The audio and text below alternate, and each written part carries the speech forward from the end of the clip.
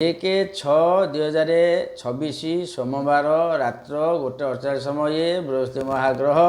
पुनर्वसु नक्षत्र कर्कट राशि को संचार करुछंती रहिबे 31/10/2026 पर्यंत। कुंभ राशि भाई बहन मैंने जिते पृथ्वी रहिले 23/11, 24/11, 25/11 से बृहस्पति कि फल प्रदान करेंगे ताको आलोचना करवा। कुंभ राशि बर्तमान पंचम बृहस्पति अच्छा षष्ठ हो षष्ठे कर्ण निपातित ताने कौन कर्ण निपात आप निपात हो ना ना ना विचार ता नुह तक दृष्टिफल अच्छी अन्य फल अच्छी आपणकर कुंभ राशि कुंभ लग्न जदि हो बृहस्पति द्वितीयाधिपति और एकादशाधिपति से रहिले षष्ठस्थ होकर कर्कट राशि उच्चस्थ चंद्र क्षेत्र में बृहस्पति रहिले षष्ठ उच्चस्थ रहिले कौन हम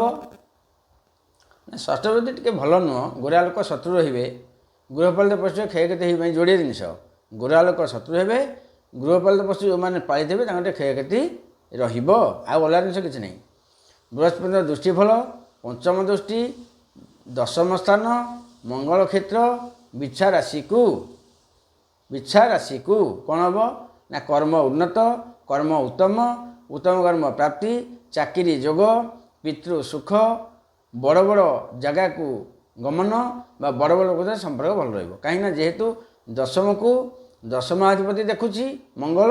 एवं आय जगार ग्रह धन जगार ग्रह देखुची तेणु धन जोगुर उत्तम फल रहा। देखा सप्तम दृष्टि द्वादश स्थान मकर राशि शनि क्षेत्र को अनिद्रा टे व्यवसाय टे माने व्यवसाय बहुल हम कि खर्चांत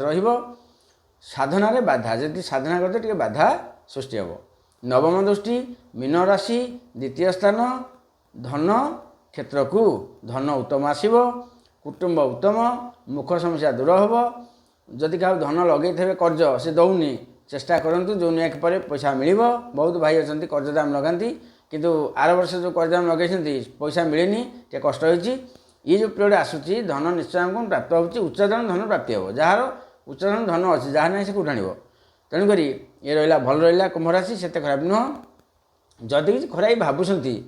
अरुआ चाउल 150 ग्राम 1टी हलदी खंड नदी में भसातु बहुत बढ़िया हम किसी अशुभ फल ना। देखा शेष राशि